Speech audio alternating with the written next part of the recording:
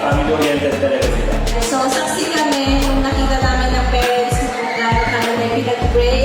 Ang wish ko sa'yo is good health palagi na kahit si mami mo lang kasama mo, hindi mo siya mapapahirapan na mag-isa, hindi mag-aalala si daddy mo from afar. And dalaki ka na may takot sa Diyos. And always praying na pagdating ng panahon, isa ka rin sa magiging